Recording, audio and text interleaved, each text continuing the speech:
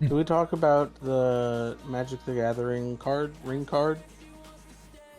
The what card? So, Magic the Gathering, I don't know if CH is here, he might have more information on it than I do. He actually told me about it, but I forgot.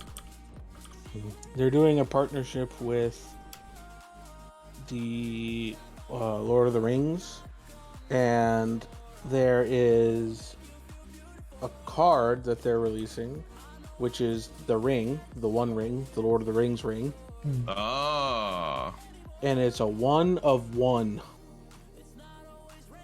I'm coming on. I need to don't get on my understand. gunslinger real quick. Oh god. So they're making the card, but there's only one of them. They're literally making one They're card. printing one of this Whoa, card. dude. Okay, what is To the it? highest The bidder? One Ring. And so there's been like bounties put out for it for like, Is it in a card pack? Just randomly? yes, it's just randomly in What? a booster pack. I don't believe that, dude. They're fucking Sausage. selling that to the highest bidder in the background, dude. Brilliant marketing. There are people with bounties out for it for like Yeah. 2 million, I think is. Brilliant marketing. They're selling that to the highest bidder for sure. Like the company possible. is. Yeah, I think it's very likely that it ends up being. They don't have to. You know how many card packs they're selling because of that thing? Yeah, Yeah. but they're going to. But I guarantee if some rich celebrity or something was like, "I want the card," they would give it to them for a couple $1 million. I don't think so. I think they'd say go buy out all the fucking stores. Go fight the sweaty nerds and I'm all the sausage. fucking I don't think there's actually a stores. card in the card packs though. just empty card packs. No, like you're getting their cards, but there's not a ring card in it. It's just supposed to be somebody to make them go buy a bunch of packs. But the real one, if there is one, will be given to some rich investor. I don't think so. No, the person to give it to, if you're going to give it to anyone, is a content creator, because then you get publicity. Yeah, exactly. If you as the someone who company plays are the going, game. yeah, if you're gonna rig it as the company, Yeah, you give it to a you rich wanna give celebrity it who to plays someone Magic. that's going to market it for you. But like, you can't just give it to them. You have to give it to them in such a way that they're going to open it and have a Right. real reaction to it. Right. Hey guys, But I just bought also- 100 card packs straight from Magic the Gathering company, whatever the fuck it is. And Okay, I'm well, to gonna me, a open them content live creator on of that size is a streaming. rich celebrity. That's what I mean. I guess, but like, they won't be giving it to like Chris Wilson. Let's say. 'Cause no. Chris is an avid Magic the Gathering fan, and he would probably pay money to get it, but like, they wouldn't sell it directly to Chris because he's not gonna publicize it. Maybe he would, I don't know, but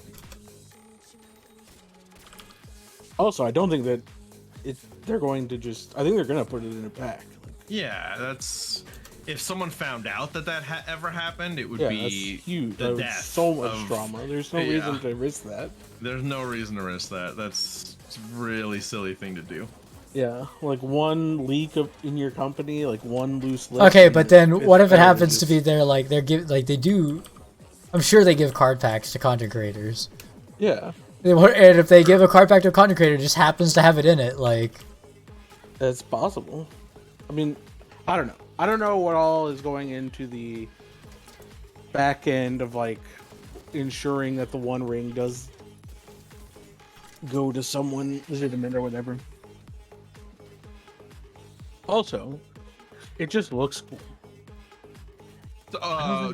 What does it do? Do we know what it does? Is it like actually a useful card, or is it just? I'm Right. going to figure it out. So I think one of the coolest things would be if whoever got it didn't say shit and showed up at whatever tournament and just fucking played it. And just fucking like They can use clutch the proxies. game They can out. use proxies though. No, but there are more of the ring printed. It's just that the special one of one the ring card is like special and foily.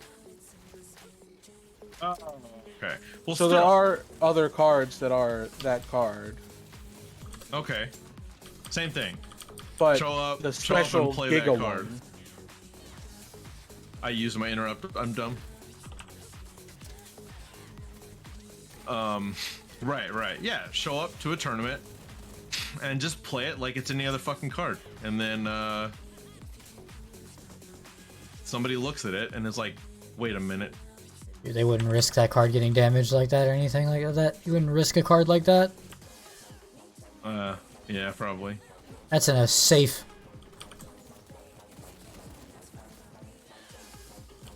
Yeah, like there's one that's shiny and it says one of one Right. on it. Also, it's written in Elvish. The text on the one of card. one part. Oh, everything. Wow, that's cool. Yeah, everything on the card is in it. This is what the card looks like digitally. I mean, me personally, if I were to open it, I would gather up the lads and embark on a journey to go throw it into Mount Doom. That would be pretty awesome. Go to Australia. Or wait. Yeah, that one. The other Okay, the effect of the card. Aussie place. I don't know how to read magic cards. Worm? The name is the One Ring. Again, that's in Elvish. It's 4 generic mana. And it's indestructible. When the One Ring enters the battlefield, if you cast it, you gain protection from everything until your next turn. At the beginning of your upkeep, you lose 1 life for each bird encounter on the One Ring. And then there's a tap this permanent. Again, I don't know how to read magic cards. Yeah. You can put a bird encounter on the One Ring, then draw a card for each bird encounter on the One Ring. Cool. I have no idea how to assess the power level or I don't know what that if means it's either. good. That's Ziyech could probably tell us more about That's- if it's actually good. What's its cost? Was it? 4. It's 4 generic mana. Generic, yeah. Yeah, so the one of so one anyone the can- It's actually- ring card is yeah. in Elvish, but there's actually just the One Ring card, and it's just in English, just Yeah. a regular ass card. The one. Right. That's a pretty reasonable card. It's not OP. It doesn't sound super OP, but it doesn't sound super Right. bad either. It just seems like reasonable. Seems like a decent card. It seems Also, like I mean, I fun. posted it in Eggman's. You could just go read it, except it's Oh, in fuck Elvish. that. Keck W. Is that Also, I didn't do no damage. The sword did. if 33 is I pretty good, was though. Uh-huh. Wizards of the Coast, I would just never actually release the one of one the ring card, and just continue to print booster packs for the set. That Right. way, people keep buying the booster packs, hoping to get the one of one ring card. Or, this is another play, is you purchase like giant packs of cards right now, and then you sit on them unopened. And then Yep. when no one ever finds the One Ring card, because another possibility is that somebody opens it and like doesn't know what they Yep. have, or like just isn't Is a kid. like we Yeah. we don't know. Is a young. Yeah. Is a small Isn't child. aware. Yeah, Is a small exactly. child and isn't aware Oh, of that's a cast. what's it in this their- Elvish. puts Like it they in their get mouth and confused shit. because it's written in Yeah. Elvish, because like They think it's like a. card, Mom. They think it's like a misprint. Yeah. How come my card's in Arabic, Mom? yeah. You brought the wrong box. That's what I'm saying, right? That's why I think like they want that card to be found. Like they want somebody who's going to say they got that card to have it. Maybe it's better for Yeah. them if they don't, but But if no one buys it, then you sit on the booster packs, and then you're like, okay, I have this booster pack. You have like proof of when you purchased it, so that they know that it was purchased early on, and so it has the potential to hold the One Ring card, and then you sell that to someone looking to pull the ring Right. when it never gets found. selling gambling addiction. Any gamblers? The only problem with that strategy is that if someone ever does pull the One Ring card, then your Yeah. investment has kind of not worked out for you. Then I hope you like magic. Yeah, I hope you enjoy the set. Is it like in a set that's themed right for the ring too, or? Yeah, there's a whole bunch of Lord of the Rings cards apparently. Oh, okay, then that'll probably neat. that set'll It's like a probably stay. collaboration. That set'll probably stay relevant then. I don't think you'd lose out that big if you bought a bunch of sets. Right. I have no idea. Like, I don't know if, like, is the standard for when they do collaborations to have the collaboration cards be powerful, or is the standard to have the collaboration cards be weak? I have no idea. Yeah, same. That's it. Thanks, Farm, for guide. I got There you 6! Oh, Pog, huge. So 3 was low rolling. Wow, I low rolled it. Imagine we're rolling it. How long is the vendor there for? 15 more minutes. You got time. Yeah, the reason why the reason why I even brought up the One Ring in the first place was that Worm should go out and buy some booster packs. Oh, I think he has a chance. Does love Lord of the Rings. So, I can't wait for that thing to never get opened and sits in someone's basement or on a pallet in a warehouse. Yeah. I doubt it's going to be on a pallet on a warehouse. There are too many people who are going to buy those packs just for that. I don't know, man. A lot of small shop owners that talk to distributors say that the foremans at warehouses actually just set aside whole pallets of supplemental products like that to sell at a later date because the price goes up. Ah. Okay, well, not never then. I need another purple There's plant. a fantastic photo. You'll get it, man. Of a whole bunch of shredded cards, a warehouse threw out a whole pallet Oh of my god. product because they changed foremans and that's what he was doing, and the new foreman didn't know what magic was and didn't realize that he just burned like $50,000 worth of cards. Oh, dude. Because to him, he's like, well, the MSRP on this whole stack is like $8,000 and it's not actually on shelves anymore. People aren't ordering it because it's not on the order sheet, so we're just going to get rid of it. But like, people were looking at the pieces of pictures and they're like, okay, at least in the picture, there's like $25,000 worth of stuff. Oh my god. That's unfortunate. So do you mind if I pose a question to you guys that is an interesting topic in the Magic community? I'm so familiar with Magic, I would love to weigh in. You can pose the question, but I'm not guaranteeing any sort of answer. How do you feel about franchises that are really long and well established and have a lot of deep lore and are very popular in some sort of medium or genre space, suddenly doing crossovers with other IPs? I think that there can be good reasons for it. It brings in a new audience that wouldn't otherwise have been interested in this long-running franchise, and in that way it allows you to bring people in, which is a good thing. I think so long as they continue to develop their existing story. So I think that really there's two outlooks to a never-ending story. One is that they're bad and one is that they're good. And yes, that is in fact 100% of all outlooks. Go on. Yeah. You have my full attention. The idea that they're bad is that you never really get an end, and that as you continue going down and creating more and more stuff, you inevitably become commercialized on your artistic endeavor. What once started as a way to maybe express yourself or communicate ideas instead becomes something that you're either feel required to continue, or some sort of either requirement of expectation or requirement of profit. And then to clarify though, so Magic has done about like almost a dozen crossovers at this point, and they're never story related. Did you do a boss farm? Yeah. I think that I was letting you do your thing though. That's fine, so long as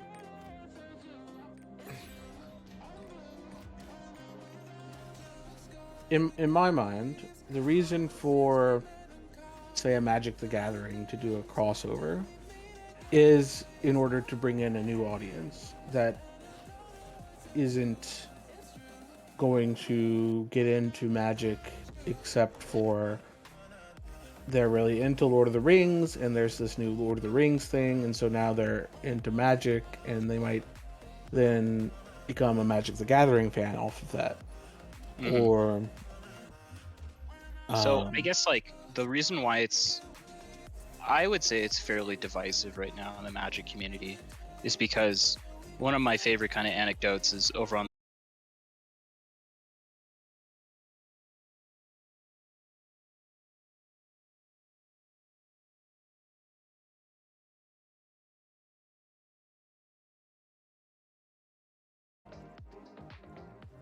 I don't think that the I think the I think it's games are fine too different. for no. I think they're very similar. I think that 40K What? in terms of it being an ongoing it's a a story never-ending told story with tons of locations, a widespread cast centered around and multiple conflicts. and as a story told from multiple voices. It's not just a singular vision at this point. It belongs to many different people. Which you could maybe say is true of even of singular works of fiction, but the addition of Whoops. things Nobody which said one. don't necessarily need to impact the larger canon or exist in their own little pocket, I think is fine.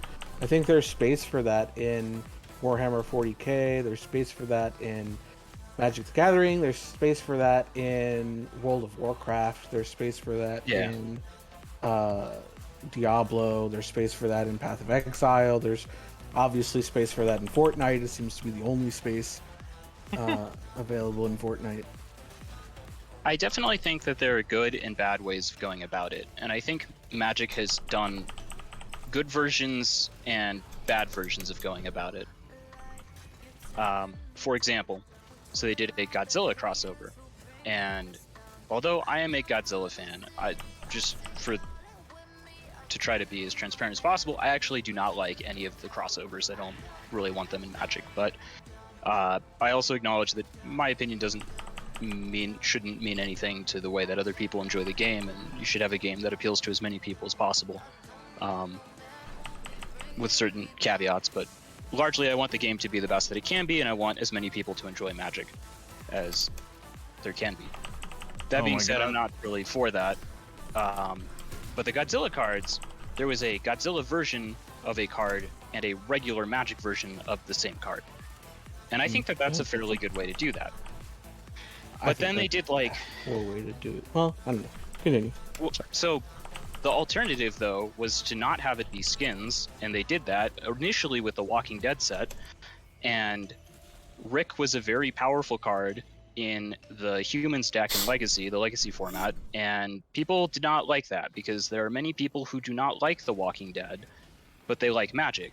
But in order to play to what they Optimally, like the best, yes, then they're forced to play with an IP that they would rather not. And to them, I wouldn't say it ruined the experience, but it definitely intrudes on it. Yeah.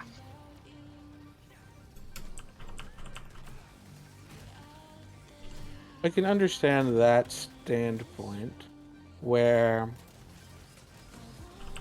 if the crossovers are done in such a way where they have broader impacts on the existing player base and then going forward a broad section of the player base, I think that is not great. I personally am just not a fan of you don't get a choice in like the kind of in using Magic content or not, like 100% Magic content. I think it's very strange, and I think that this can be done well and it can be done badly, and I think it largely depends on like if the game kind of did this from the start. Like in AFK Arena, they just have crossover characters all the time, and that's kind of like a cool identity feature of that game. But in Magic, they've started doing this very recently, and I think when people get attached to something that has a very long-standing way of doing things, change can be very difficult to accept for a lot of people. And so when you tie a mechanical thing solely behind an external IP, it does make it very difficult for people, including myself, to want to use it.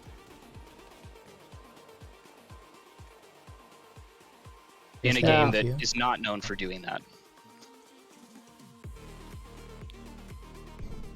And I think part of the issue comes down to an issue of balance. It's not the entirety of the issue, because just the existence I could see being uncomfortable, undesirable. But where it oversteps that into the realms of unacceptable is when you have the ability to participate in the way that is fun to you, gated behind this barrier that is not fun to you, in a new way that wasn't necessarily part of what was before. And some part of that is just accepting change, and you know, it's a bit forehead to say just get over it. Yeah, I just don't like that we've had this very deep, rich universe in Magic, and I can sit down, and the player across from me can be like, all right, I tap Optimus Prime to bolster Rick, and Rick is going to boost Mecha Godzilla, and Mecha Godzilla is going to summon Goku, block Gandalf. Oh, Goku! Like, right, it's just like, I don't need the ultimate showdown of Ultimate Destiny in my game. Right, and that's why I think. Oh god, that was fucking good. That was fucking. And I'm not. Those examples I gave are examples like you can just do that right now in the game. Yeah. Not with Goku, but with Goku. Sure. Until they do the Dragon Ball Z crossover, which is It's only a matter of time. That would be sweet. And yeah, you I see, guess that's the kind of thing. my desire, my want there, my solution is to not have the crossovers. You tournament viable. I'm going to use an evocative term here and say infect the broader. It's very appropriate because infect is a very contentious mechanic.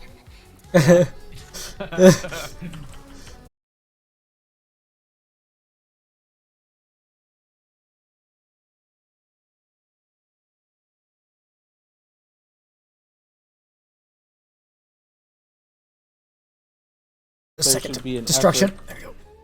Nice. both I on was just about Magic to the throw. Gathering's part and the community's part, to like cordon off and section out the crossover things to their own thing. Like in Anything Goes Legacy, a legacy without crossovers. Like we have the capacity to quarantine the crossovers. Yeah, and Magic, because it's like 30 years old and has just an insane number of cards printed, and the design philosophy of the design team has changed wildly multiple times, not in a bad way. Well, sometimes in Sometimes I would in bad say a way, bad yes, way. yes. Yeah, but my point is that it's very slow to get better, but overall it has gotten better, I think. Although there are definitely dips, but the point is that there's. What'd you call me? You said you're getting better, Worm. Oh, Yeah. thanks. Okay, good. Yeah. Don't worry about it. I was talking about it, in fact. There are multiple formats in Magic because of this. The power level scales wildly. So there's like Modern, which is everything from like 2004 or 5 or something. There's a specific set where they updated the card frame, which is 8th edition, and everything forward. Standard, which keeps changing because they can't find the exact way to get the smallest, cheapest format to not get stale really, really fast or figured out really fast. That's typically the last 2 years. Legacy is an eternal format. It doesn't. It's like it doesn't rotate. new sets just get added to it, and supplemental products that normally don't get added onto the main storyline also get added to it. And then the same for vintage, which is like where you can use all the really iconic Black cards Lotus. like Black Lotus, Ancestral Recall, Time Twister, Time Walk, the Moxes, and some extras. And so a lot of people have said, well, okay, if the Lord of the Rings thing is going to be its own set, like, why don't we just make a type, instead of doing another format, why don't we just like append a label to existing ones saying, so for terms here, Wizards is calling all of the crossover stuff Universe Beyond sets. So why don't we just have like a Universe Beyond Modern tournament and a regular Modern? Some sympathy for the desire to not split the player base. But that being said, if your player base wants to split themselves, I think that you like maybe aren't obligated to as a company, but I think you should probably consider doing that. And so also the Lord of the Rings set is the first time we've gotten a Universe Beyond product that is an entire set. The Transformers stuff was only like a dozen cards. The Godzilla stuff was an alternate art for like 24 cards. The 40k stuff, it was 4 commander decks, but so it in some sense could probably be considered a set, but it's not really the same size, and it's not distributed in the same way, and it's not meant for the same thing. So it's, I guess if you don't know anything about Magic, just take my word that it's still smaller, but larger than the others. And also, those are all just supplemental products. Like the Godzilla stuff you could use in a main tournament format, like Friday Night Magic. If you don't know, Wizards of the Coast says, hey, if you're a local game shop, you can register with us. You get F&M promo art cards that you can give out as prizes. We'll connect you with a database of other shops in the area that are registered with us if you need to like see if you need to order a card for one of your players. Players can earn points here that can be used at other stuff. Maybe we do a Pro Tour qualifier at your place. It's kind of like a pretty decent opt-in for stores, and it's supported by Wizards. And so F&M is usually where people go, even if they're very casual. A lot of people have played F&M maybe once at least, and you can play the Godzilla cards there. Everything else was largely its own contained product that was like, look, you and your kitchen table friends decide if you want to use this or not. And the Lord of the Rings set is the first time that they're pushing a full set into Modern. And there's kind of like a whole other discussion about how they're handling that format, which is debatably the most popular format of that type. I don't know, I'm trying to not like get into just a huge monologue of definitions, but it's the first time that they're like pushing a set directly into a format, and it's not an alternate art version of stuff.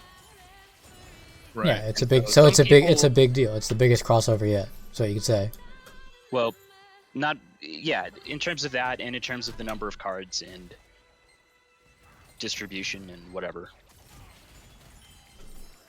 And so, not that at this point, Wizards of the Coast has just done enough stuff to piss me off that I'm largely done with the game. So I've kind of zoned out to a lot of the discussion on it, but per my understanding, players are still the communicative and vocal player base as a whole is still trying to figure out how they feel about it. I think that's fair. And part of it is people weren't really into these crossover things. The people who talk about it, I think largely weren't. I can't say that as a whole they weren't, because I don't have that kind of data. And then there was a period of time where there was just this like, look, they're just gonna do it. Like, it's Hasbro. Hasbro's one of the greediest game companies out there. It's not a video game company. Like, they extremely like hyper focus on short-term returns and do not care about long-term player retention as long as their fucking financial line goes up. Oh, Worm, And- I'll do the monkey with you and just in chaos. While you were doing ocean or whatever you were in. Yeah, that's fine. That's fine. And so players have basically said, look, they're just going to do it. We're going to have to accept it. And that's kind of been from my perception, the mood for like the last year and a half, maybe. And now this Lord of the Rings thing is just a much bigger leap down that road that people, once again, are still unsure of how they feel about it.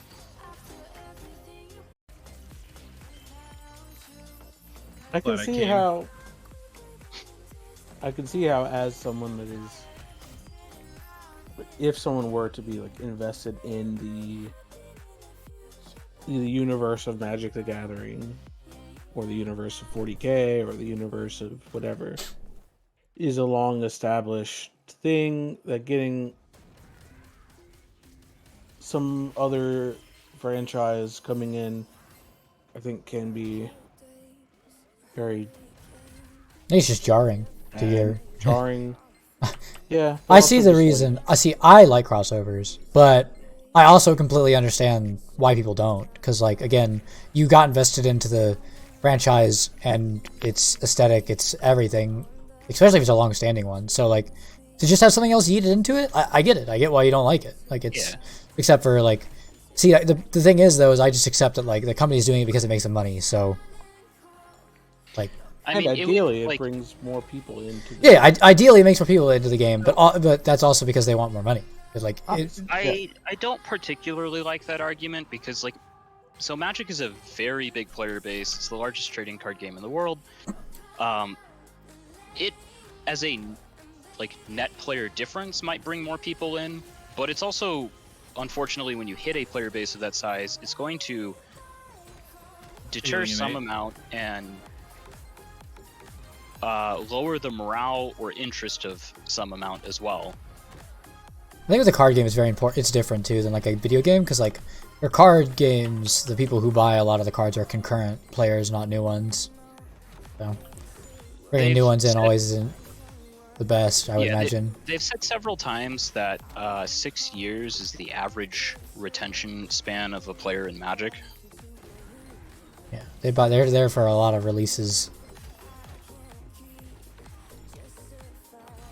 That figure though, they used to say that all the time, but they said that all the time like 8 years ago. So I don't know what that is today. I mean, it's the largest card game in the world in terms of active users. It's the most or highest grossing and net worth trading card game IP in the world.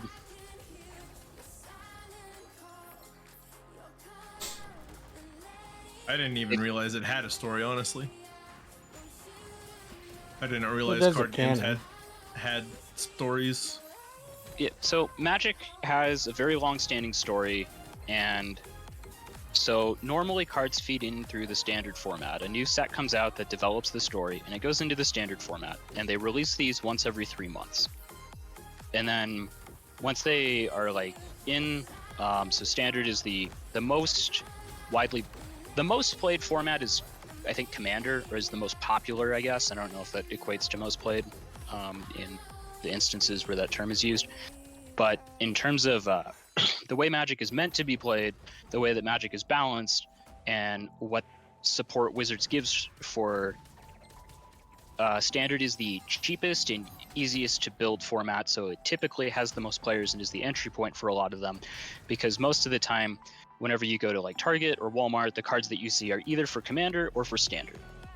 And so, just for some clarity there, so every 3 months a new set comes out for the story, and we just kind of advance the story one set at a time. So it means that we won't get more story until 3 months from now, and sometimes they put up like short stories and stuff on their website, but largely they like to depict progression of the story through card art, flavor text, which is the like story text on the bottom of cards, and promotional material that way.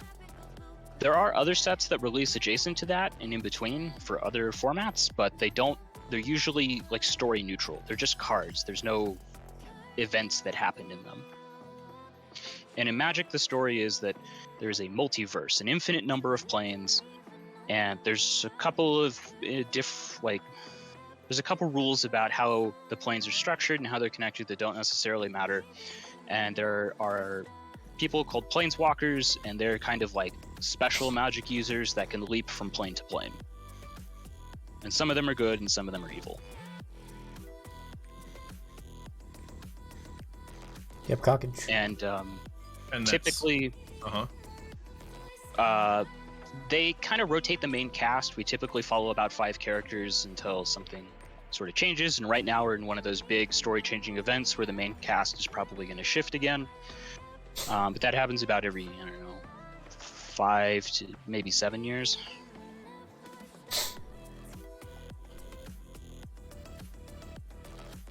But were you going to ask something? Nope. I was going to say that, and the crossover events that they do don't have any impact on that story. It's not like Rick is coming in to Correct. shoot Planeswalker in the face with his Walking Dead abilities. I don't really know a lot about The Walking Dead, so I don't know what the guy with the leather jacket is and the like 50s haircut, but he's got the baseball bat filled with nails, and the card art just looks ridiculous. I don't know anything about that either.